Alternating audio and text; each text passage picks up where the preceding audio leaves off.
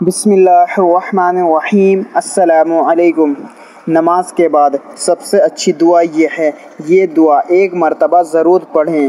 جو شخص نماز کے بعد یہ دعا ایک مرتبہ پڑھ لیتا ہے تو اللہ تعالیٰ اس کے لیے کافی ہو جاتے ہیں، اس کی رزق کے سارے مسئلے حل ہو جاتے ہیں، اس کی مشکلات اور پریشانی دور ہو جاتی ہیں، اللہ تعالیٰ اس کو اپنے خزانوں میں سے رزق عطا کرتا ہے۔ یہ دعائیں ہر نماز کے بعد ایک مرتبہ ضرور پڑھیں۔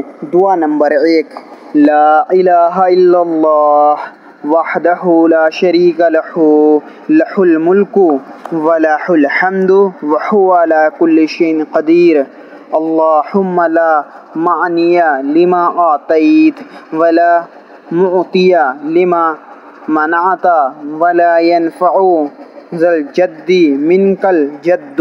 ترجمہ: اللہ کے سوا کوئی معبود نہیں، وہ اکیلا ہے، اس کا کوئی شریک نہیں، اسی کے لیے بادشاہی ہے اور اسی کے لیے تعریف ہے، اور وہ ہر چیز پر قادر ہے۔ اللہ جو چاہے عطا کرے، اسے کوئی روکنے والا نہیں، اور جو تو روک لے اسے کوئی دینے والا نہیں، اور کسی صاحب حیثیت کو اس کی حیثیت تیرے مقابلے میں نفع نہیں دے گی۔